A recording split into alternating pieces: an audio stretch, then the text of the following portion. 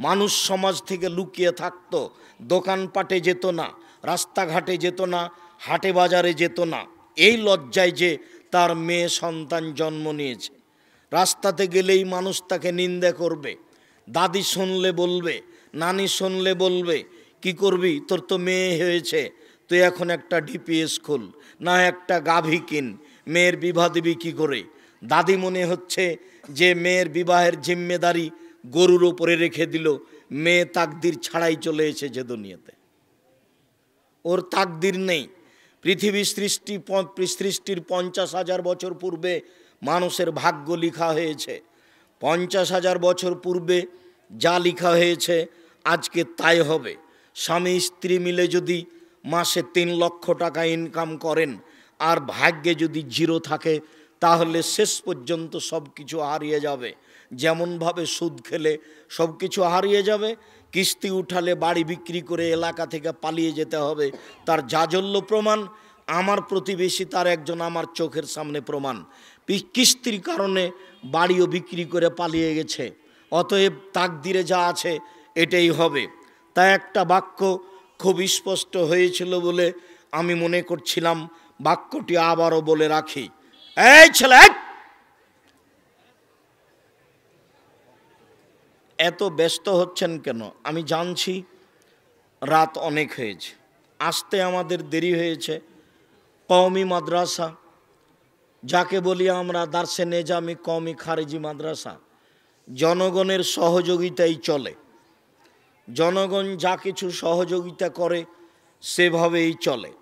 আমি বহুদিন বলেছি, নিমগাছি মাদ্রাসায় জালসা শুনতে আসলে 2 মাস 1 মাস 15 দিন আগে থেকে প্রস্তুতি নিতে হবে। ছেলে নেবে 100 টাকা, মেয়ে নেবে 50 টাকা, আপনার স্ত্রী হাতে নেবে 500 টাকা, আপনি নেবেন 1000 টাকা।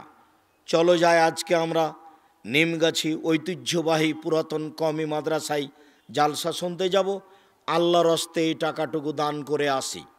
আর আপনাদের জানা আছে, আব্দুর রাজ্জাক সাহেব বলেছেন একাধিক দিন যে এবাদতের জগতে সবচেয়ে শক্তিশালী ক্ষমতাধর ব্যতিক্রম এবাদত হলো দান। দানের মতো শক্তিশালী এবাদত পৃথিবীর মাটিতে নেই। দানই এমন একটা এবাদত যে দান আল্লাহকে, আল্লাহর রাগ ত্যাগ তিতিক্ষা গোস্বাকে মিটিয়ে দিতে পারে। দানই এমন একটা ক্ষমতাধর এবাদত যে কবরের শাস্তিকে বন্ধ করে দিতে পারে। দানই একটা ক্ষমতাধর শক্তিশালী এবাদত যে মানুষের পাপকে মিটিয়ে দিতে পারে, পানি যেমন আগুনকে নিভিয়ে দিতে পারে। দানই এমন একটা শক্তিশালী এবাদত যেটা বিচারের মাঠে আপনার উপরে ছায়া হিসাবে থাকবে যতদিন পর্যন্ত আপনার বিচার শেষ না হবে। এবাদতের জগতে এমন কোনো এবাদত নেই যে এত কিছু করতে পারে। এবাদতের জগতে এমন কোনো এবাদত নেই, যতই শক্তিশালী এবাদত হজ হোক না কেন, যতই শক্তিশালী এবাদত সিয়াম রোজা হোক না কেন, যতই শক্তিশালী এবাদত আল্লাহর ভয়ে 1 ফোঁটা চোখের পানি হোক না কেন। আব্দুর রাজ্জাক সাহেবের মুখে শুনেছি 1 ফোঁটা চোখের পানি। লাই ইয়ালেজার রাজুলুন নারা বাকামিন খাশিয়াতিল্লাহ হাত্তা ইয়ালেজাল জামাল ফিল হাত্তা ইয়ালেজাল জামাল ফিসাম্মিল খেয়াত হাত্তা ইয়ালেজাল লাবানো। অত ঠিক উটের ওলান গাভীর দুধ থেকে, ওলান থেকে চাপ দিয়ে দুধ বের করে ভিতরে ঢোকানো যেমন অসম্ভব, আল্লাহর ভয়ে কাঁদে যে তার জাহান নামে যাওয়া তেমনি অসম্ভব। লাই ইয়ালেজার রাজুল বাকামিন খাশিয়াতিল্লাহ, ওই লোক জাহান নামে যাবে না যে লোক আল্লাহর ভয়ে কাঁদে। গাভীর ওলান থেকে চাপ দিয়ে দুধ বের করে ভিতরে ঢোকানো যেমন অসম্ভব, গাভীর ওলান বাঁট থেকে দুধ বের করে ভিতরে ঢোকানো যায় না যেমন, আল্লাহর ভয়ে কাঁদে যে সে জাহান নামে যাবে না তেমন এ কথা ঠিক। আল্লাহর ভয়ে কাঁদলে জাহান নামে যাবে না এ কথাই চূড়ান্ত। এরপরেও এই ইবাদত আপনাকে আপনার মায়ের কবরের শাস্তি ঠেকাতে পারে না। একমাত্র দানই আপনার মায়ের কবরের শাস্তি বন্ধ করে দিতে পারে। একমাত্র দানই আপনার দাদা দাদির কবরের শাস্তি বন্ধ করে দিতে পারে। ব্যতিক্রম ক্ষমতাধর ইবাদত হলো দান।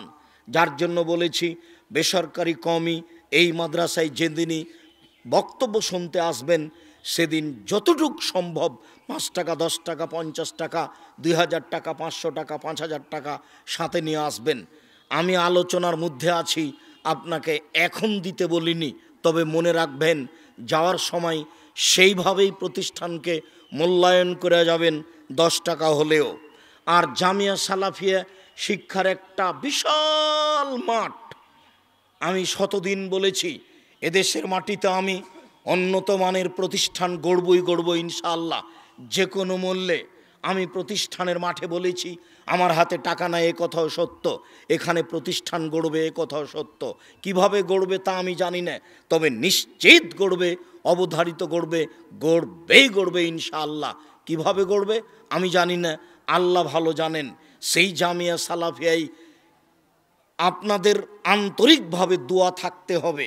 যেই জামিয়া সালাফিয়ার পক্ষ থেকে অনেক খিদমত আপনাদের কাছে রয়েছে, তার একটি গুরুত্বপূর্ণ খিদমত রয়েছে মাসিক আল ইতেশাম পত্রিকা।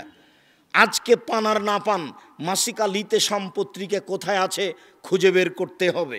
20-25 টাকা মাসে লাগলে তাতে আসে যায় না।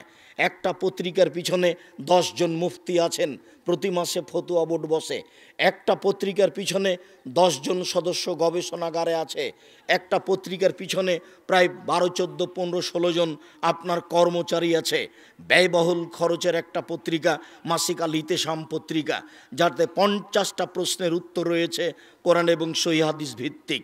পৃথিবীর প্রত্যেকটা বাঙালির কাছে এই মাসিক আল ইতেশাম পত্রিকা থাকবে, এটা আমার জোরালো দাবি। সাথে সাথে আব্দুল্লাহর বইগুলি এদেশে একটা ভিন্ন ধরনের বই, যেমন মিন্নাতুল বারি, বুখারীর ব্যাখ্যা, ব্যতিক্রম বই। আমরা হাদিস মানতে বাধ্য। অনেকেই বলছে যে সুন্নাহ তার হাদিস এক নয়, অনেকেই বলছে কোরআন মানলেই হবে, হাদিস মানতে হবে না, তাই ও বইটি আমরা হাদিস মানতে বাধ্য। আরও অনেক বই। সাথে সাথে আপনার জামিয়া সালাফিয়ার জন্য আন্তরিকভাবে দোয়া। ঠিক অনুরূপী এই নিমগাছি কওমি মাদ্রাসার জন্য আন্তরিকভাবে দোয়া থাকবে, দানের হাত প্রশস্ত থাকবে। সকল দিনী ভাই বোনকে যাওয়ার এক পর্যায়ে এইগুলি কাজ করে যাওয়ার জন্য আন্তরিকভাবে অনুরোধ জানিয়ে আমি বলছি, জন্ম নিলে পিতার মুখ কালো হয়ে যেত, যা এখন দেখা যায়। দাদি বলছে, দাদা বলছে কি করবি, একটা ডিপিএস খুল, না হয় একটা গাভী কিন। তার মানে দাদি বুঝে না তাকদীর কাকে বলে। সেই হাদিসটা স্মরণ করিয়ে দিয়ে আবার এখানে ফিরে আসছি। রাসূল সাল্লাল্লাহু আলাইহি সাল্লাম যখন প্রাণীকে সৃষ্টি করলেন, সব প্রাণী, মানুষজন, পশু পাখি সৃষ্টি করার পরে লিখে দিলেন হায়াতাহা ও মাউতাহা ও রিজকাহা ও মাসায়েবাহা। লিখে দিলেন তার মরণ, লিখে দিলেন তার জীবন, লিখে দিলেন তার রুজি, লিখে দিলেন তার অসুখ বিসুখ। করোনা ভাইরাস, সেই দিন যদি করোনা ভাইরাস লিখা হয়ে থাকে পৃথিবী সৃষ্টির 50,000 বছর পূর্বে, আর আজকে যদি আপনি পাথরের মধ্যে লুকিয়ে থাকেন, তবু আপনাকে করোনা ধরবেই ধরবে। আর যদি সেই দিন না লেখা থাকে, তাহলে আজকে যার করোনা হয়েছে তার গায়ের উপর যদি উলট পালট করেন, তবু তার করোনা হবে না। যা আব্দুল্লাহর বক্তব্যের শেষ বাক্যে শুনছিলাম যে অনেক করোনার রোগীর খাদ্য ফেলা হচ্ছে, পাগল খাচ্ছে, কিন্তু করোনা তাকে ধরে না। অতএব কল্পনা মাত্র, কিছুই না। যাকে আমি 5 পয়সা সরিষা সমপরিমাণ দাম আমি কোনো সময় দিইনি। যখনই লকডাউন ঘোষণা দিয়ে এগুলো বলেছিল, সেদিনই আমি বলেছিলাম যদি করোনায় কাউকে আক্রান্ত করে থাকে, করোনা ধরে থাকে, আমি আব্দুর রাজ্জাক বিন ইউসুফ তার সাথে একসাথে খেতে প্রস্তুত আছি। যদি কেউ করোনায় মারা যায় তাহলে আমি তার গোসল দিব, জানাজায় উপস্থিত থাকব। এ কথা আমি সেই দিন বলেছি। এর সরিষা সমপরিমাণ দাম আমি আব্দুর রাজ্জাক দিনে ওই গতিতে এখনও আছি। দেহে যতক্ষণ পর্যন্ত শ্বাস থাকবে ততক্ষণ পর্যন্ত থাকবো ইনশাল্লাহ। এটাই চূড়ান্ত হিসাব, এরই নাম তাকদীর। জাহেলিয়াতের যুগে, বন্যতার যুগে, বর্বরতার যুগে, অসভ্যতার যুগে নারীদের দাম দেওয়া হয়নি, তার এটা জাজল্য প্রমাণ। পিতা চিন্তা করত কি করি, আয়ুম সে কোহালাহনিন আমি আদুসহফি তোরাব। এই অপমান অবস্থায়, চিন্তিত অবস্থায় মেয়েকে রেখে দিব না মাটিতে পুঁতে দিব। যদি মাটিতে পুঁতে দিই বালাই চলে গেল, আর যদি রেখে দিই তাহলে অপমান সুনিশ্চিত। মেয়ে বড় হলে বের হয়ে যাবে, মেয়ে বড় হলে যৌতুক লাগবে। যৌতুক বগুড়াতে বেশি লাগে, গাইবান্ধাতে লাগে, রংপুর, দিনাজপুর, লালমনিরহাট, নীলফামারী, কুড়িগ্রাম, পঞ্চগড়, ঠাকুরগাঁ এসব এলাকায় বেশি লাগে বলে আমার অবগতি। তবে চাঁপাইনবাবগঞ্জে লাগে, কিন্তু এরকম লাগে তা আমার জানা নাই। বহু কাপুরুষ এখানে বসে আছে যে বেটার কাউ যৌতুক নিয়েছে। লজ্জা হয় না বাপ বেটাকে? ভিক্ষা করে খাবেন। এই ছেলে, তোমরা বাপ বেটাকে তো আমি ভিক্ষা করে খেতে বলেছি। বেটা, তোমাকে আর তোমার বাপের আমি 5 পয়সা দাম দিই না। তোমার কাঁদলেই কি আর হাসলেই কি, তোমাকে খারাপ লাগলেই কি আর ভালো লাগলেই কি? কাপুরুষের বাচ্চা, কাপুরুষ, তুমি যৌতুক নেবে কেন? তোমাকে আমি ভিক্ষা করে খাওয়ার জন্য পরামর্শ দিয়েছি, তবে আমি ভিক্ষা করে খেতে বলিনি। আমি বলেছি মানুষের বাড়িতে কাজ করে খেতে হবে। আমি বলেছি চকলেটের ব্যবসা করতে হবে। আমি বলেছি কাপড়ের ব্যবসা করতে হবে। আমি বলেছি কলা বিক্রি করে খেতে হবে। আমি বলেছি মানুষের বাড়িতে কাজ করে খেতে হবে। যৌতুক নিতে হবে কেন?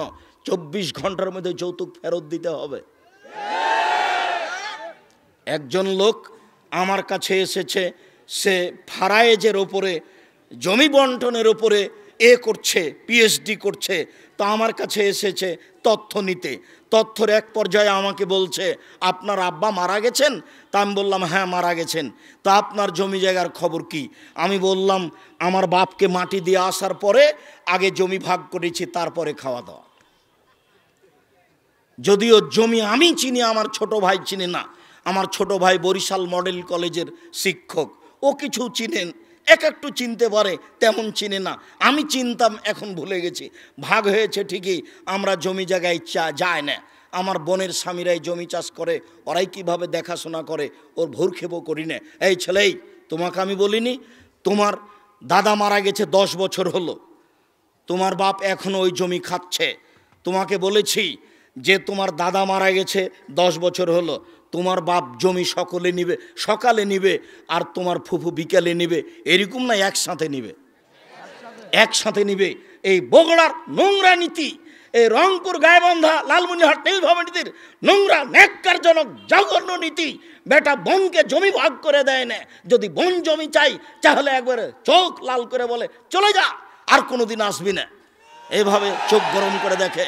এই ছেলে, তোমাকে বলে যাচ্ছি, তুমি আজকে তোমার বাপকে বলে দিও, ফুফুর জমি খেতে দুনিয়াতে আসেনি, ভাগ্য নিয়ে এসেছি, ভাগ্য ছাড়া আসেনি।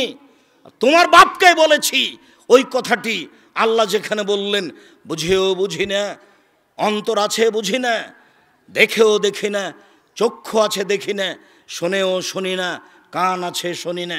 দেখেও দেখে না ওরা, চক্ষু আছে দেখে না, শোনেও শোনে না ওরা, কান আছে শোনে না, জেনেও বুঝেও বুঝে না ওরা, অন্তর আছে বুঝে না। উলায়েকা কালানআম, তারা হচ্ছে পশু প্রাণীর মতো, তারা গরু ছাগলের মতো, তারা কুকুর শ্রীগালের মতো। বালু হওয়া দাল, বরং তার চেয়ে খারাপ। কুকুর শ্রীগালের চেয়ে খারাপ কে? বলেছি তোমার বাপ। তোমাকে খারাপ লেগেছে? আমি তোমার বাপকেই বলছি, তোমার বাপ কুকুর শ্রীগালের চেয়ে খারাপ। কেন? তোমার বাপ তোমার ফুফুকে জমি বের করে দেয়নি। বলে দিও আজকে বাড়িতে গিয়ে, আগে জমি ভাগ করতে হবে, তারপরে খাওয়া দাওয়া। ফুফুরাকে ডাকেন, আগে জমি ভাগ হবে, তারপরে কোনো কথা। ভাগ্য নিয়ে দুনিয়াতে এসেছি, ভাগ্য ছেড়ে আসেনি। ফুফুর জমি খেতে হবে এই জন্য পৃথিবীতে আসেনি। কাজ করে খেতে পারি, শেষ পর্যন্ত চকলেট বিক্রি করে খাবো। যদি চকলেট বিক্রির টাকা না থাকে, মানুষের বাড়িতে কাজ করে খাবো। মানুষের বাড়িতে যদি কাজ না পাই, তাহলে বগুড়া ট্রেন স্টেশনে যাব, সারাদিন মানুষের ব্যাগ ধরে গাড়িতে তুলে দেব, সন্ধ্যা হতে হতে 300 টাকা হবে। এইটা হবে রুজির পথ। ফুফুর জমি খেয়ে পরকাল হারাতে রাজি নই। সেই কালের এই কাল আবার ফিরে এসেছে। মেয়ে জন্ম নিলেই পিতার মুখ কালো হয়ে যায়। মহান আল্লাহ বলেন, ওয়াইদাল মাউদাতু সুইলাত বিআইয়ি দামবিন কুতিলাত, সেদিন তাদেরকে জিজ্ঞাসা করা হবে, বলো তো ও মেয়ে, তোমাকে কোন অপরাধে হত্যা করা হয়েছে? যে মেয়েকে আপনি জীবিত মেরে ফেললেন, সেই মেয়েকে বিচারের মাঠে জিজ্ঞাসা করা হবে, বলো তো তোমাকে তোমার মা কোন অপরাধে হত্যা করেছে? তোমার বাপ তোমাকে কোন অপরাধে হত্যা করেছে? তাহলে জাহেলিয়াতের যুগে, বন্যতার যুগে, বর্বরতার যুগে মেয়েদের কোনো মান মর্যাদা ছিল না। তাদেরকে মাটিতে পুঁতে দেওয়া হতো। এ কথা আল্লাহ বলছেন, এ কথা নবী বলছেন। এই নকশা সুন্দর করে আল্লাহ তাআলা উল্লেখ করেছেন। মেয়েদেরকে মাটিতে পুঁতে দেওয়ার বিষয়টি, বিবরণটি এইভাবে এসেছে। আগেই বাপ গিয়ে মাঠে গর্ত খুঁড়ে এসেছে, এরপরে বাপ মাকে বলেছে যে তোমার মেয়েকে সুন্দর করে সাজিয়ে দাও। মা মেয়েকে সুন্দরী করে সাজিয়ে দিয়েছেন। এবারে সাজানো গোছানো সুন্দর মেয়েকে নিয়ে গিয়ে সুন্দরী মেয়েটাকে গর্তের পাশে দাঁড় করিয়ে বলছে, আম্মু নিচের দিকে দেখো তো আম্মু। তখন ওই মেয়ে নিচের দিকে লক্ষ্য করেছে। যেমনই বেখিয়াল মাসুম নিষ্পাপ মেয়ে গর্তের দিকে লক্ষ্য করেছে, বাপ পিছন দিক থেকে ধাক্কা মেরে ফেলে দিয়েছে। এবার ফেলে দিয়ে দুদিক থেকে মাটি চাপা দিতে শুরু করেছে। আব্বা আমাকে বাঁচান, আব্বু আমাকে বাঁচান, আব্বু আমাকে বাঁচান। নিষ্ঠুর নিষ্ঠুর পিতা লক্ষ্য করেনি, ওই অবস্থায় মেয়েকে মাটিতে পুঁতে দিয়েছে। আপনি কি মনে করছেন যে সেই লোকের মেয়ের উপরে মহব্বত ভালোবাসা ছিল না? ভালোবাসা নিশ্চিত ছিল। পরিস্থিতি এত জটিল, পরিস্থিতি এত কঠিন যে মেয়েকে ভালোবাসার মতো কোনো পরিস্থিতি ছিল না। তারই গায়ের রক্তে মাংসের মেয়ে, কথাই ঠিক। ওই মেয়েকে লক্ষবার চুমা দিবে, এ কথাই ঠিক। ওর মা তাকে আদর যত্ন করে মানুষ করেছে, এ কথাই ঠিক। তার মা জানে মেয়েকে নিয়ে গিয়ে মাটিতে পুঁতে দিবে, এ কথাও ঠিক। এরপরেও কেউ পরিস্থিতির কারণে রক্ষা করতে পারে না। সামান্য পরিস্থিতিতে মা মরে যাচ্ছে, করোনা ভাইরাসে বেটা মায়ের গায়ে হাত লাগায় না, সামান্য পরিস্থিতিতেই। তাই সেটাই মানুষ গ্রহণ করে নেবে এত সহজে। সম্মানিত দিনী ভাই বোন, এই যে সেদিন বগুড়া নিমগাছির লোকই ধরে নেন কথার কথা, ঢাকায় মেয়ে পড়ে, ঢাকা বিশ্ববিদ্যালয়ে, বারবার খবর নিচ্ছে, আম্মু কেমন আছো আম্মু, আম্মু টাকা পয়সা কমে গেলে বলিও, টাকা পয়সা না থাকলে বলিও, তোমার চাচাতো ভাই আছে তার কাছে টাকা নিয়ে নিও, আম্মু সকালে আজকে নাস্তা করেছো। কত যে খবর আর কত যে হিসেব। 3 দিন পরে একদিন চাচাতো ভাই বলছে যে চাচু কি খবর, কি খবর? বলে আপু তো চলে গেছে বের হয়ে, ওকে ত্যায্যপুত্র করলাম, ওকে ত্যায্যপুত্র করলাম। ওই মেয়ের চোখ দেখবো না, ওর মুখ দেখবো না, ওকে যদি পাই তাহলে এই ভয় টুকরা টুকরা করে কেটে তুরাগ নদীতে ভাসিয়ে দিব, পদ্মা নদীতে ভাসিয়ে দিবেও তাই। এখন পেলেই তাকে জবে করবে। বলেন কি হলো? ভালোবাসা কোথায় গেল? ভালোবাসা কোথায় গেল? এরই নাম পরিস্থিতি। সেই কালে মেয়েদের ভালোবাসা ছিল না এ কথা নয়, ভালোবাসা অগাধ ছিল, পরিস্থিতির সামনে টিকতে পারেনি। এরই নাম পরিস্থিতি। পরিস্থিতিতে মেয়ে নিব না এই কথা বলছে, তার মানে বন্যতার যুগ ফিরে এসেছে, বর্বরতার যুগ ফিরে এসেছে, অসভ্যতার যুগ ফিরে এসেছে। মাটিতে মানে মেয়েকে পুঁতে দেওয়া হতো। কত আয়াত, কত হাদিস। মুগিরা ইবনে শুবা রাদিয়াল্লাহু তাআলা আনহু বলেন, রাসূল সাল্লাল্লাহু আলাইহি সাল্লাম বলেছেন, ইন্নাল্লাহা হাররামা উকুকাল উম্মাহাত, আল্লাহ তাআলা চিরদিনের জন্য মায়ের অবাধ্য চলাকে হারাম করেছেন। এই ছেলে, মনে রেখো একটা কথা, যেদিন তোমার বিবাহ হবে সেদিন থেকে তুমি তোমার মাকে আর ভালোবাসতে পারবে না। যেদিন বউ বাড়িতে আসবে সেদিনই তোমার মাকে আর তুমি ভালোবাসতে পারবে না। পরিস্থিতি তোমার উল্টে যাবে। দিন যত যাবে পরিবেশ তত জটিল হবে। এক সময়ে মনে হবে এই মাটির ওপরে সবচেয়ে বড় শত্রু আমার মা। আর তোমার মা যা বলে সবই উল্টা কথা বলে, উল্টা বলে, এ কথাও ঠিক। আরে টাকা দিয়েছো তুমি ফল খেতে, টাকাটি তোমার মা তোমার বড় বোনকে দিয়ে পাঠিয়ে দিয়েছে। মা সেদিন যে টাকা দিলাম, ও টাকা খরচ হয়ে গেছে, কি করলেন? টাকা তোর বড় বোনকে দিয়ে দিয়েছি। আরে আমি আপনাকে ফল খেতে দিলাম, টাকা দিলাম ফল খাওয়ার জন্য, আর আপনি টাকা দিয়ে দিলেন মানে? অবাক। আপনার ছেলে আর আপনার বড় ভাইয়ের বড় বোনের ছেলে এক জায়গাতে খেতে বসেছে, তো আপনার মা বড় মাছের টুকরা আপনার বোনের ছেলের পাতায় তুলে দিয়েছে। এইটা আপনার বউ দেখেছে এইবার রাতে, হ্যাঁ তোমার মা এরকম, তোমার মা তোমার বোনের ছেলেকে ভালোবাসে, আমি রান্না করলাম কষ্ট করে, বড় মাছের টুকরাটা তোমার বোনের ছেলেকে দিয়ে দিল, আমি এগুলো সহ্য করতে পারি না। কত কি! আপনি সন্ধ্যায় এসে দেখছেন আপনার মা বিছানে পেশাব করেছে, উঠতে পারে না, বিছানা গন্ধ করছে। আপনি বলছেন, হ্যাঁ তুমি আমার মায়ের বিছানা পরিষ্কার করনি, আমার মায়ের চাদরটা ধুয়ে দাওনি। তখন আপনার বউ বলছে, তোমার মাকে তুমি দেখো, তোমার মায়ের বিছানা তুমি পরিষ্কার করো। ওই ঘরে ঢুকলে তোমার মা আমাকে অকথ্য ভাষায় গালি দেয়, আমি তোমার মাকে দেখবো মানে? আপনার মা অকথ্য ভাষায় গালি দেয়, এ কথাও ঠিক। নেন এবার কি করবেন? এত কিছু করার পরেও মা যে ঘরে থাকে সেই ঘরে তুমি জোরে হাঁটতে পাবা না। আমি বলিনি, আল্লাহ বলেছে। এত কিছু বলার পরে তোমার মা যে ঘরে থাকে সেই ঘরে তুমি জোর করে কথা বলতে পাবে না। ফালা তাকুল্লাহুমা উফফিন ওয়ালা তানহারহুমা, এ কথা বলতে পাবে না। আল্লাহ নিষেধ করে দিয়েছেন, এটা নগদ অর্থ। ঝাঁকি দিয়ে কথা বলতে পাবে না। হ্যাঁ আপনি এই করলেন সেই করলেন, একবারে টোটালে নিষেধ, আল্লাহ বলে দিয়েছে। অকফিজলাহুমা জানাহাজুল, হাত নিচু করে যেতে হবে। মনে পড়ে না একদিন দৃশ্য নকল করছিলাম, মনে পড়ার তো কথা যে রাজশাহীর মেয়র এসেছেন নওদাপাড়ায় আমচত্বরে, তো শাহ মকদম থানার ওসি এইভাবে দাঁড়িয়েছেন, এইভাবে দাঁড়িয়ে বলছেন, স্যার এখন কি করব স্যার? তা আমি তো দৃশ্য দেখে অবাক হয়ে গেলাম। আমি তো পাশে বসেছিলাম সেই দিন, যেটা ব্যাপার কি, এটাতে ছিল মায়ের জন্য, এইটা কি করে মেয়র পেল?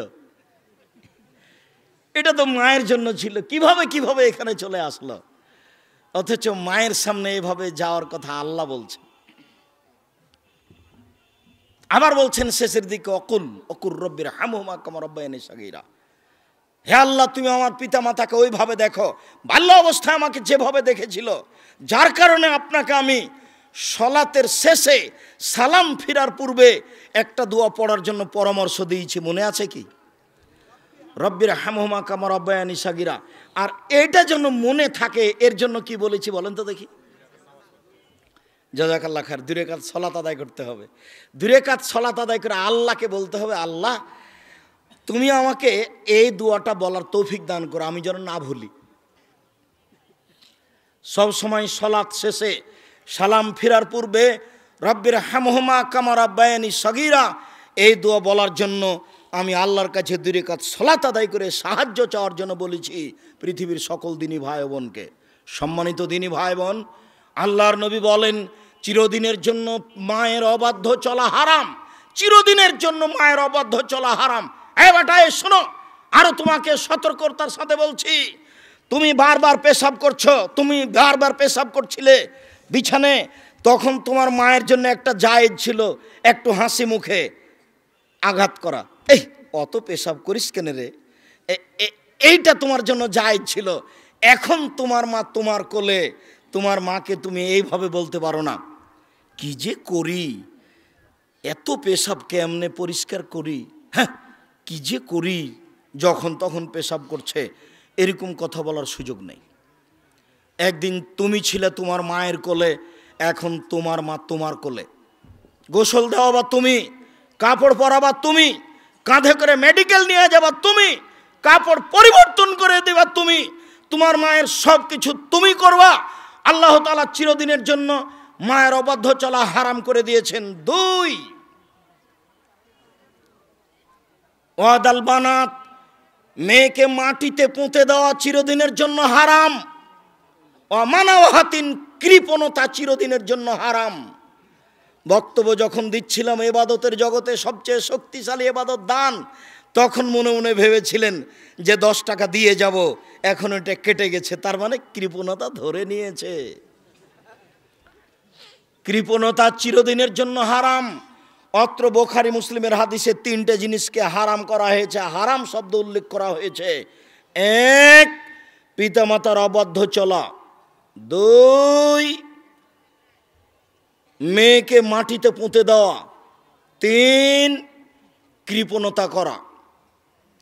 কায়েস ইবনে আসিম রাদিয়াল্লাহু তাআলা আনহু বলেন, আল্লাহর নবীর কাছে এসে, ইয়া রাসূলুল্লাহ ইন্নী ওয়াআদতু সামানিয়া বানাতিন লি, আমার 8টি মেয়েকে আমি নিজে হাতে মাটিতে পুঁতে দিয়েছি। ও তার 8টি মেয়েকে নিজে হাতে মাটিতে পুঁতে দিয়েছে। সম্মানিত দিনী ভাই বোন, বিবরণে বোঝা যায় জাহেলিয়াতের যুগে মেয়েদেরকে মাটিতে পুঁতে দেওয়া হতো। সংক্ষিপ্ত বিবরণে মেয়েদেরকে সমাজে দাম দেওয়া হতো না। হিন্দুরা মেয়েদের সমাজে দাম দেয় না। আজও হিন্দুরা মেয়েকে জমি দেয় না। বোকা শ্রেণীর কিছু মহিলা আপত্তি তুলেছে, মেয়ে পাবে 1 ভাগ আর ছেলে পাবে 2 ভাগ। এটা তো আমাদের সাথে অন্যায় হয়েছে। ও তো আসলে বুঝতে পারেনি আমার কেন 1 ভাগ, ভাইয়ের কেন 2 ভাগ। আরে শোনো শোনো, তোমার হলো 1 ভাগ আর তোমার স্বামীর হলো 2 ভাগ, এখন হলো 3 ভাগ। দেখো ঠিকই আছে, তোমার ভাইয়ের হলো 2 ভাগ আর তোমার ভাবির হলো 1 ভাগ। দেখো এখন ঠিকই আছে। বুঝা যায়নি মনে হয়। আরো জরুরি কথা যে তোমার বাপ মারা গেছে, তোমার বাপের যত বন্ধু বান্ধব আত্মীয় স্বজন ছিল এখন সব তোমার ভাইয়ের বাড়িতে আসবে, কেউ যাবে না তোমার বাড়িতে। তাহলে তোমার বাপের উত্তরাধিকারের হিসাবে খরচ তোমার বেশি না তোমার ভাইয়ের বেশি? ভাইয়ের বেশি। আবারও শুনে রেখো, কোনো কারণবশত যদি তোমার তালাক হয়ে যায় বা স্বামী মারা যায়, তাহলে তুমি এই বাসা থেকে ব্যাক করে ফিরে কোথায় যাবা? ভাইয়ের বাসায় যাবা। তাহলে তোমার ভাইয়ের জমি জায়গা কম হতে হবে না বেশি হতে হবে? আল্লাহ 3 ভাগের 1 ভাগ মেয়েকে দিয়েছেন, 2 ভাগ ছেলেকে দিয়েছেন। এটা অন্যায় নয়। হিন্দুরা মেয়েদেরকে কিছুই দেয়নি, আজও দেয়নি। সতীদাহ তো বহু দূরের কথা, স্বামীর সাথে জীবন্ত জ্বলে যেতে হবে আগুনে, এটা তো ভাবাই যায় না। আজও বহু প্রথা আছে হিন্দুদের মাঝে। যদি স্বামী মারা যায় তাহলে তাকে একটা নির্ধারিত গাছের নিচে নিয়ে গিয়ে যেমনভাবে পাঁঠাকে বলি দেওয়া হয় তেমনভাবে মেয়েকে জীবিত হত্যা করা হয় এখন হিন্দুদের কাছে। আর ইহুদি খ্রিস্টানদের কাছে মেয়েদের কোনো দাম নেই। ইহুদি খ্রিস্টানেরা আজও ওই মেয়েকে বাড়িতে রেখে দিতে পারে, ওই মেয়ের বিবাহ দেওয়ার প্রয়োজন নেই। আজও তার জমি জায়গা দিতে হবে, এটা তারা হিসাব করেনি। আজও তাদের নীতি আছেই যে মেয়ে মানুষ কি প্রাণী আছে, তার ভিতর প্রাণ আছে কি না, ও মানুষ কি না এটাই সন্দেহ। ইহুদি খ্রিস্টানদের এইটা হিসাব, যার কারণে তাদের বিবাহ শাদী নেই। তারা মহিলাদের 5 পয়সা দাম দেয় না। সম্মানিত দিনী ভাই বোন, মহান আল্লাহ নারীদের অনেক মর্যাদা উল্লেখ করেছেন। যে যেখানে আছেন অল্প সময় খেয়াল করবেন। আমি আপনাকে কয়েকটি আয়াত, কয়েকটি হাদিস পেশ করে নারীদের মর্যাদা উল্লেখ করছি। এই ছেলে, কিছুক্ষণ অপেক্ষা করো।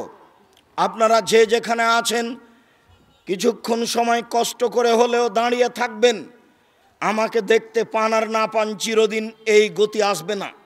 আর আমি বছরে 5টা 7টা জালসায় আপনাদের বগুড়ায় আসব, এই নীতিও বন্ধ করেছি।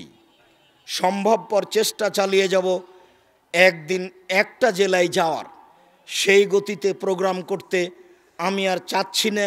যেই গতিতে একদিন ছিলাম, বগুড়া থেকে জালসুখা থেকে পায়ে হেঁটে নাংলু চলে যাব, এটাই ছিল আমার কাছে স্বাভাবিক ব্যাপার। পায়ে হেঁটে চলে যাব আরও কোন কোন পথ। সারা বগুড়ার প্রত্যেকটা গ্রামে, প্রায় গ্রামে আমার ঘোরা আছে, জানা আছে। বগুড়ার প্রতিটা পরিবারের সাথে আমি মিশে আছি। বগুড়া জেলাতে আমার বক্তব্যের সূচনা। যারা সূচনায় ছিলেন তারা আজও অনেকে আছেন। সূচনায় থাকার একজন চলে গেছেন দুনিয়া থেকে, সেটা হচ্ছে বীরকুষ্টিয়ার আনসার মাস্টার। আনসার মাস্টারের জন্য দোয়া করি, আল্লাহ তার কবরকে প্রশস্ত করুক, কবরকে আলোকিত করুক, আল্লাহ তাকে মাফ করুক। আপনার নাংলুর ওবায়দুর মাস্টারও যারা খুব সাথে থাকতেন তার মধ্যেকার। আর আপনার এই বাগবাড়ি নসিপুরের গোলাম রব্বানির কয়েক ভাই তো আছেই, তারা তো সব সময় থাকতেন। আর আরও আপনার গাবতলির অনেকেই, বগুড়ার প্রত্যেকটা গ্রামের সাথে আমি খুব মিশে আছি। সেই ভালোবাসায় এসেছেন। তাই আমাকে দেখতে পান আর না পান, যে যেখানে আছেন দিনী ভাই বোন, এক পায়ে দাঁড়িয়ে থাকবেন এক খেয়ালে। আমি আপনাদের কিছু না কিছু উপকার করবই করব ইনশাআল্লাহ। আপনাকে আমি এতক্ষণ যা বলছিলাম সেই অংশ থেকে কিছু বলছি। নারীদের মর্যাদা আল্লাহ দিয়েছেন, এই মর্যাদা নারীকে রক্ষা করতে হবে। আল্লাহ তাআলা বলেন ওয়াইদা বুশশিরা আহাদুহুম বিল উনসা, আল্লাহ তাআলা বলেন ওয়াকারনা ফি বুয়ুতিকুন্না ওয়ালা তাবাররাজনা তাবাররুজাল জাহিলিয়াতিল উলা। হে মুসলিম মহিলা, তোমরা বাড়িতে থাকো। বন্যতার যুগে, বর্বরতার যুগে, অসভ্যতার যুগে নারীরা যেভাবে রাস্তাঘাটে চলতো সেইভাবে তোমরা চলো না। যতদিন পর্যন্ত নারী আল্লাহর এই আয়াতের মর্যাদাকে রক্ষা না করবে ততদিন পর্যন্ত নারী তার মর্যাদাকে ফিরিয়ে পেতে পারে না। মহান আল্লাহ বলেন ইয়া আইয়ুহান নবী, হে নবী আপনি বলুন আপনার মেয়েদেরকে, আপনার স্ত্রীদেরকে, যখন তারা বাড়ি থেকে বের হবে তখন তারা মুখে কাপড় দিয়ে বের হবে, বোরকা পরে চাদর গায়ে দিয়ে বের হবে। তারা যদি এইভাবে বের হয় তাহলেই তারা তাদের মর্যাদাকে রক্ষা করতে পারবে। সম্মানিত দিনী ভাই বোন, সাথে সাথে আরও দু একটি হাদিস মহিলাদের মর্যাদা আল্লাহর নবী এত বেশি উল্লেখ করেছেন যা ভাবা যায় না। তার একটি, মহিলারা যদি 4টি কাজ করতে পারে তাহলে তাদের জন্য জান্নাতের সব দরজা খোলা। মহিলারা যদি 4টি কাজ করতে পারে তাহলে তাদের জান্নাতের সব দরজা খোলা। 1, 5 ওয়াক্ত সালাত আদায় করবে। 2, রমজান মাসের সিয়াম পালন করবে। 3, স্বামীকে মেনে চলবে। 4, জেনায় লিপ্ত হবে না। যদি এই 4টি কাজ করতে পারে জান্নাতের সব দরজা খোলা। সাথে সাথে আরও উল্লেখ্য যে কোনো মেয়ের যদি জেনা হয়েই যায় তাহলে সে যদি তওবা করে তাহলে অতীতে যত পাপ করেছে সব পাপকে আল্লাহ নেকিতে পূর্ণ করে দিবে। সম্মানিত দিনী ভাই বোন, আপনাদের জন্য জরুরি সুসংবাদ যে আপনারা যদি অজু করার পরে আশহাদু আল্লা ইলাহা ইল্লাল্লাহ ওয়া আশহাদু আন্না মুহাম্মাদুর রাসূলুল্লাহ বা আশহাদু আল্লা ইলাহা ইল্লাল্লাহু ওয়াহদাহু লা শারীকা লাহু ওয়া আশহাদু আন্না মুহাম্মাদান আবদুহু রাসূলুহু এই দোয়া বলতে পারেন তাহলে জান্নাতের 8টি দরজা খোলা। শুধু যে নারীদের জন্য এই বিশেষ মর্যাদা তা নয়, আপনাদের জন্য বিশেষ মর্যাদা রয়েছে। মর্মে নারীদের মর্যাদা অধিকার নিয়ে সংক্ষিপ্ত বিবরণের এই পর্যায়ে এসে বলছি। সম্মানিত দিনী ভাই বোন, আপনারা এই নিমগাছি মাদ্রাসাকে মূল্যায়ন করবেন। যার যতটুকু সম্ভব আপনারা যাওয়ার সময় দান করে যাবেন, কম হলেও বেশি হলেও। মধ্যে যেই কথাটা রেখেছি সেই কথাটা ছেড়ে যাবেন না। আর বইগুলি সব স্টেজে আছে, মিন্নাতুল বারি আছে, তাওজিহুল কোরআন আছে, আপনার আদর্শ নারী, আদর্শ পরিবার, কে বড় ক্ষতিগ্রস্ত, কে বড় লাভবান, সব বইগুলি স্টেজে আছে। আপনারা যার যতটুকু সম্ভব এখানে দান করে যাবেন। আমি আপনাদের জন্য আন্তরিকভাবে দোয়া করি। আর বইগুলি সবাই স্টেজ থেকে নিয়ে যাবেন। একটা জিজ্ঞাসা, মেয়েদেরকে জমি ভাগ করে দেওয়ার সময় বাড়ির অংশ, ধানি জমির অংশ আলাদা আলাদা জায়গায় দিতে হবে নাকি সব জমি ধানি জমি দিলেও চলবে? আপোষে মিলে দেওয়া ভালো। ভিটে বাড়িতে তারা থাকবে না, মর্মে ধানি জমি আপোষ করে দেওয়াই ভালো হবে। ভিটে বাড়ি দেওয়ার চেয়ে ধানি জমি আপোষ করে দেওয়াই ভালো। কেউ প্রতিষ্ঠানকে ভুলে যাবেন না, কৃপণতা যেন আপনাকে না ধরে। 200 টাকা, 500 টাকা, 50 টাকা নিয়ে চলে গেলে রাস্তায় শেষ হয়ে যাবে। যাওয়ার সময় বেসরকারি কওমি মাদ্রাসা দিয়ে যাবেন। আর এই বইগুলি সংগ্রহ করবেন, ডান দিকে আছে। যারা সব বই সংগ্রহ করবেন তারা একটু পরে আসবেন। হুজুর আজকে আমার জন্মদিন, আমি আজকে কি কি করতে পারবো? তুমি যা কিছু করবে সেটাই শিরক হবে। জন্মদিনের কোনো দাম নেই, মৃত্যুদিনের কোনো দাম নেই। বিবাহের সময় বর এবং বউয়ের পোশাক কেমন হবে? শালীন পোশাক হবে, সুন্দর ভালো মানের। তা মাথার মুকুট চলবে না, ওটা হিন্দুদের নীতি। স্কুল বা কলেজের ক্রীড়া প্রতিযোগিতায় অংশগ্রহণ করা যাবে কি? বেহায়ারা পরিপূর্ণ আছে, না যাওয়াই ভালো। একজন মা তার স্বভাবগত কারণে তার ছেলে মেয়েদেরকে অভিশাপ দেয়। অভিশাপ দেওয়া জায়েজ নয়। যতবার মা এ কথা বলবে ততবার ফেরেশতা আমিন বলবেন। যার কারণে মায়ের উচিত মেয়ের ব্যাপারে ভালো কথা বলা, মন্দ কথা না বলা। আমি জেনারেল লাইনের দ্বাদশ শ্রেণীর ছাত্র। আমি উর্দু ও ইংরেজি পারি এবং আরবি ভাষা শিখছি। আমি কি আপনাদের প্রতিষ্ঠান জামিয়া সালাফিয়াতে পড়ার যোগ্য পাবো, সুযোগ পাবো? যাও, সামনের শুক্রবারে ভর্তির তারিখ।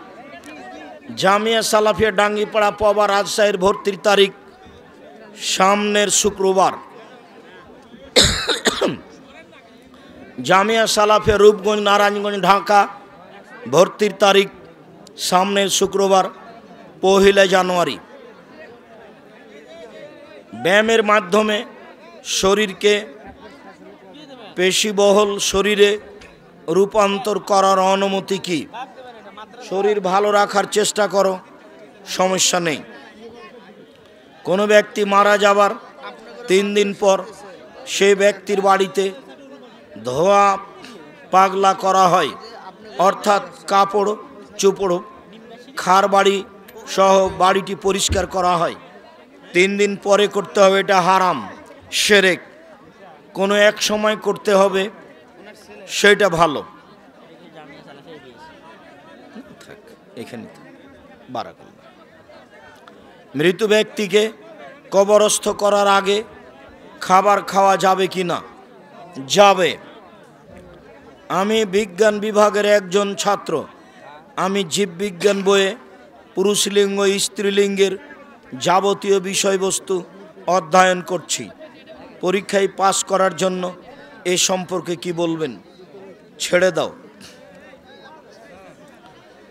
সূরা বাকারায়ের 230 নম্বর আয়াত আমি বুঝতে পারিনি, সময়ে বুঝে নিও। জামাতে শেষের রাকাত পেয়েছি, এটা যদি আমার প্রথম রাকাত হয় তাহলে দ্বিতীয় রাকাতে আমি বৈঠক করব কি না? হ্যাঁ, করবা। দ্বিতীয় রাকাতে তুমি বৈঠক করবা, তাতে তুমি সূরা ফাতিহা অন্য একটা সূরা পড়বা। পরের 2 রাকাতে শুধু সূরা ফাতিহা।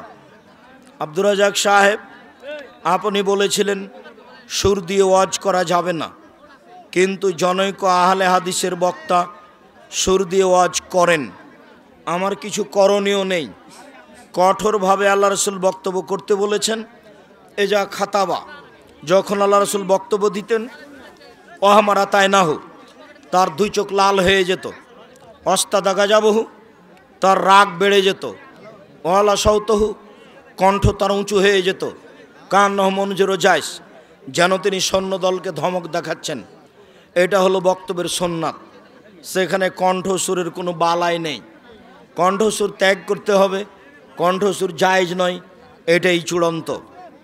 মৃত ব্যক্তির জানাজার নামাজ নীরবে পড়া যাবে কি না? নীরবে পড়া যায়, নীরবেই উত্তম।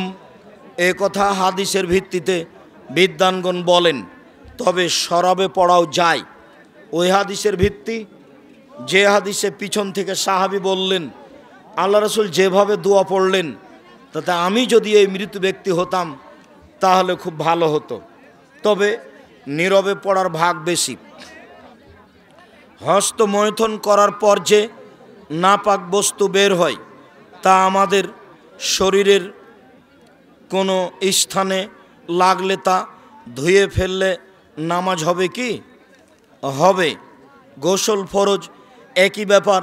এই নোংরা ন্যাক্কারজনক পাপ কাজ ত্যাগ করতে হবে, তা কাবিরা গুনাহ, হারাম, মহাপাপ। ইজতেমাতে যাওয়া যাবে কি? ইজতেমা যদি বিদাতপূর্ণ হয়, শিরকপূর্ণ হয়, তাহলে যেতে হবে না।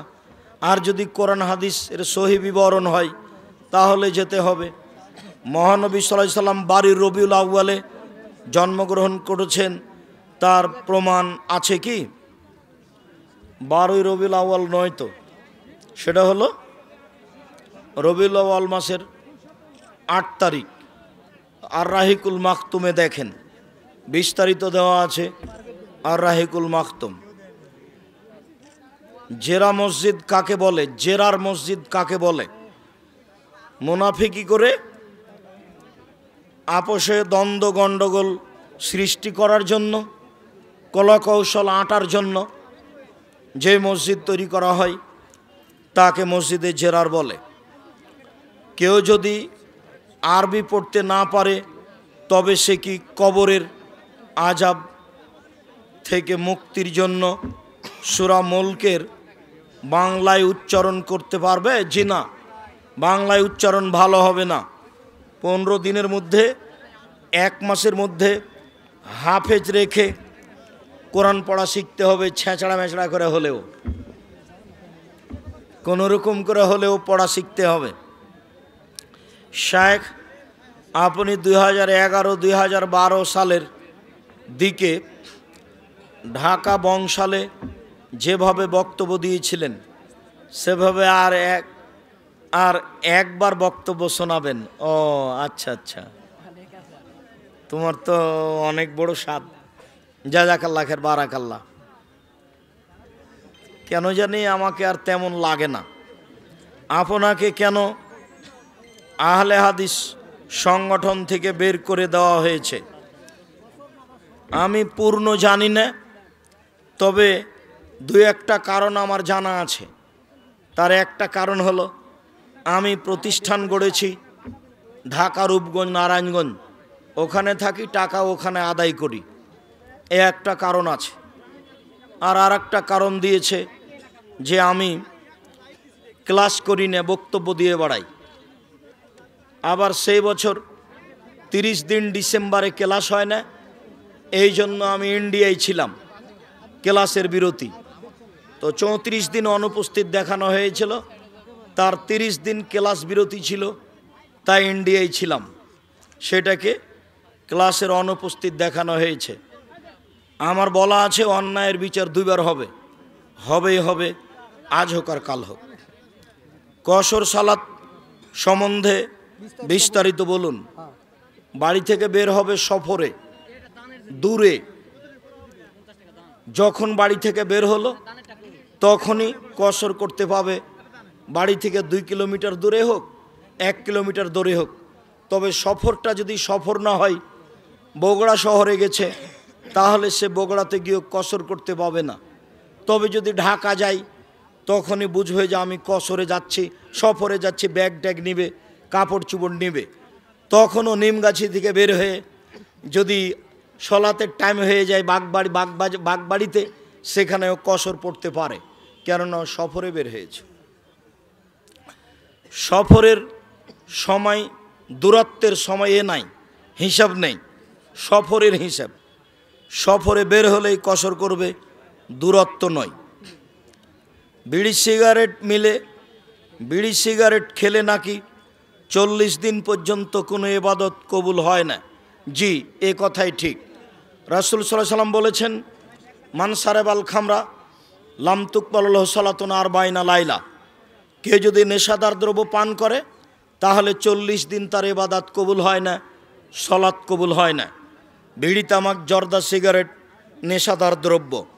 তুমি যদি মনে করো যে নয়, তাহলে মনে রেখো একটা কথা, আল্লাহর নবী বলেছেন, মাসকারা কাসিরহু ফাকালিলহু হারাম।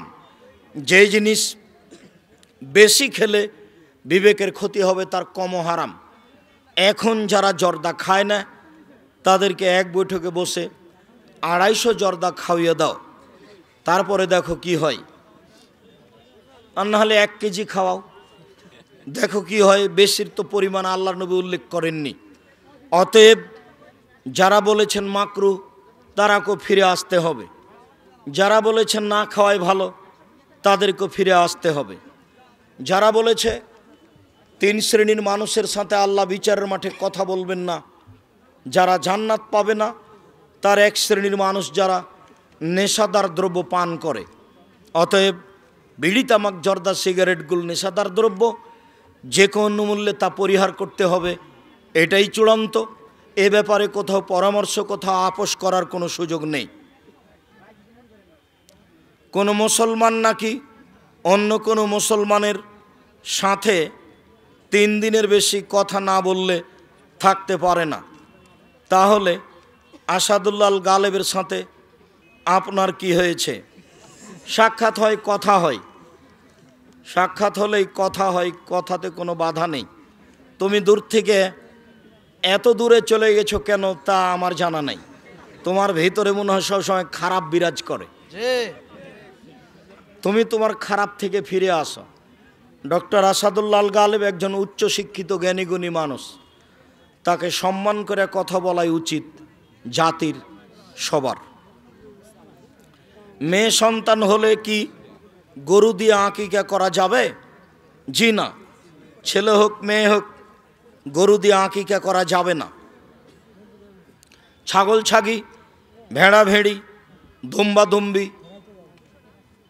এগুলো দিয়েই আকিকা দিতে হবে, অন্য কিছু নয়। আসসালামু আলাইকুম। দুপক্ষের বিবাহ বন্ধনের অনুমতি ছিল, পরে মেয়ে পক্ষ বলে আমরা বিবাহ দিইনি। তারা যে এই কথা বলল, তাদের পরিণতি কি হবে? মেয়ের বাপ বিবাহের বৈঠকে উপস্থিত থাকলেই বিবাহ হয়ে গেছে। মেয়ের বিবাহ দিইনি বা দিয়েছে এসব কথার 5 পয়সা দাম নেই। তোমরা ক্ষমতা প্রয়োগ করে সে মেয়েকে বাড়িতে নিয়ে আসো যে কোনো মূল্যে, মেয়ের বাপ যদি সেখানে থেকে থাকে। আর মেয়ের বাপ যদি সেখানে না থেকে থাকে, বিবাহ হয়নি, কোর্ট কাছারির কোনো দাম নেই। হুজুর, আমি জানতে চেয়েছি যে একজন পুরুষ তার স্ত্রী থাকাকালীন তার ছোট বোনকে বিবাহ করে একসাথে সংসার করা যাবে কি? জিনা হারাম, কাবিরা গুনাহ। যেই দিনই তার ছোট বোনকে বিবাহ করেছে সেই দিনই দুইজনের সাথে সংসার হারাম হয়ে গেছে। বিচ্ছিন্ন হওয়া পর্যন্ত দুইজনের কাউকে সংসারে আনতে পাবে না। যৌবনপ্রাপ্ত আলেম মহিলাদেরকে কোরআন শিক্ষা দিতে পারবে কি? মেয়েরা যদি একাধিক হয়, পর্দা করে শিক্ষা নিতে পারে, দিতে পারে, নির্জনে নয়। প্রকাশ্য সুদখোর ব্যক্তিকে মসজিদের মুয়াজ্জিনের দায়িত্ব দেওয়া যাবে কি? জি না, দিতে হবে না। পরহেজগার মানুষকেই মুয়াজ্জিনের দায়িত্ব দিতে হবে। বই পুস্তক কেউ ছেড়ে যাবেন না, বিশেষভাবে মাসিক আল ইতেশাম পত্রিকা। আমি দাবি রাখি পৃথিবীর প্রত্যেকটা বাঙালির ঘরে মাসিক আল ইতেশাম পত্রিকা থাকবে ইনশাআল্লাহ। অনেক শ্রম আছে পত্রিকার পিছনে, এ দিয়ে আপনার কাছে সঠিক কোরআন হাদিস পৌঁছাতে চাই। সময়ের গতিতে তা ইংরেজি ভাষায় বের হবে, সময়ের গতিতে তা আরবি ভাষায় বের হবে ইনশাআল্লাহ। ইসলামী ব্যাংকের সাথে লেনদেন করা যাবে কি? করা যাবে, ব্যবসা করা যাবে না। জায়নামাজে কাবা ঘরের ছবি থাকলে নামাজ হবে কি? হবে। কাবা ঘরের ছবি থাকাতে নামাজের সলাতের কোনো সমস্যা নেই। তবে জায়নামাজে এক কালার ব্যবহার করতে হবে। যেসব জায়নামাজে কাবা ঘর আছে সেটা ব্যবহার করা যাবে না। যে জায়নামাজে নকশা ফুল দেওয়া আছে সেই জায়নামাজ ব্যবহার করা যাবে না। কেন? আল্লাহ রাসূলের সামনে একটা চাদর ছিল, তাতে ডোরা ডোরা দাগ ছিল। আল্লাহ রাসূল বললেন, আয়েশা চাদরটা সরাও। এই ডোরা ডোরা দাগ আমার সলাতে একাগ্রতা নষ্ট করে দিল। আমি অমনোযোগী হয়ে গেলাম।